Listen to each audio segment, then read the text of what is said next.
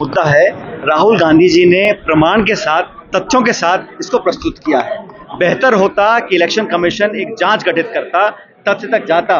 जो हकीकत है वोट चोरी की, 2-300 वोट एक मकान में दिखा रहे हैं, जो जिन्होंने मरा हुआ दिखा रहे हैं, लाखों लोगों के नाम काट रहे हैं, वोटर लिस्ट आप पार्टी को दे नहीं रहे, पोलिंग बूथ के अंदर वोटिंग के दिन जो सीसीटीवी कैमरा की फुटेज है उसको डिलीट करना चाहते हैं। इन सारी बातों से दिशा में संकेत हो रहा है कि कुछ गड़बड़ी हो रही है। मुझे लगता है कि निर्वाचन आयोग को निष्पक्षता से काम करना चाहिए। बिहार के लोग अपना मत बना चुके हैं, बदलाव होकर रहेगा और हमारे गठबंधन को बहुमत मिलेगा। सर, बिहार में जितने चरणों में चुनाव हुए हैं और इस बार जितने में हो रहे हैं, वो अंतर क्या दर्शा रहा है? क्या वाकई में वोट चोरी का मुद्दा? ये तो बच्चे की जबान पे है कि लाखों लोगों के वोटर लिस्ट से नाम निकाल दिए गए हैं। हम चाहते हैं कि जो लोग पहले मतदान देते आए हैं, जो लोग जिंदा हैं, जो वहाँ के नागरिक हैं, सिर्फ वो गरीब हैं, पिछड़े हैं, दलित हैं, आदिवासी हैं, लघु खेती करते हैं, उन लोगों के नाम काटे जा रहे हैं। तो नाम काटने का काम बंद करना चाहिए और हर व्यक्ति को एक एक वोट का अधिकार है, वो वोट डालना चाहिए। इस देश में जो नौजवान पीढ़ी है वो सरकारों से और राजनेताओं से उम्मीद करती है कि हम एक स्वच्छ राजनीति का परिचय दें और नैतिकता जो हमारे इतिहास में गठित है, उस नैतिकता के मूल्यों के हम निर्वहन करें।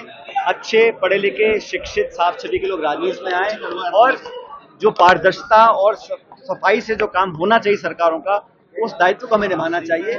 हमें जनता की उम्मीदों पे खरा उतरना है। लेकिन मैं इतना कह सकता हूं कि प्रदेश और देश में जो सरकार चल रही है, 11 साल से प्रधानमंत्री जी की सरकार, मोदी जी की बीजेपी दिल्ली में सरकार है, आज भी अगर कुछ कमी दिखती है तो सारी गलती पंडित नेहरू की है, सारी गलती राजीव गांधी जी की है। लेकिन 11 सालों में आपने बेरोजगारी बढ़ा दी, नोटबंदी कर दी और जीएसटी लागू करने के समय राहुल गांधी जी ने कहा था ये जीएसटी ने गब्बर सिंह टैक्स है, ये सरल बनाओ, 6 स्लैब मत रखो, 2 स्लैब रखो। अब इतने सालों के बाद अपनी गलती को एहसास किया, अमेरिका ने, ट्रंप ने टैरिफ लगा दिया, चौतरफा घेराबंदी हो गई, तो अपनी पीठ थपथपा रहे हैं। उनको तो माफी मांगनी चाहिए कि 6 साल तक आपने जनता की जेब पर डाका क्यों डाला। अब 2 स्लैब कर दिए तो बहुत बड़ा एहसान जनता पे किया है।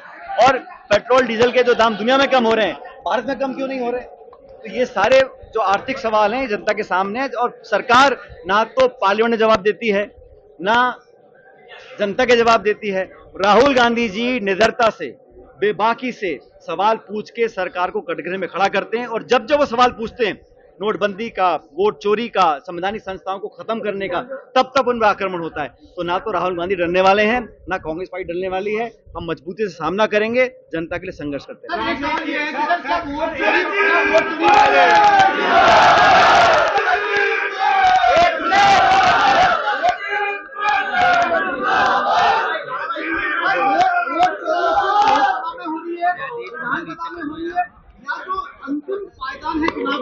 ये निर्वाचन आयोग की जिम्मेदारी है, हर स्तर पर जहां पर भी वोट में गड़बड़ी है उसकी जांच हो, कोई व्यक्ति वोट डालने से वंचित ना रहे और कोई फर्जी वोट ना डाले। ये जिम्मेदारी निर्वाचन आयोग की है।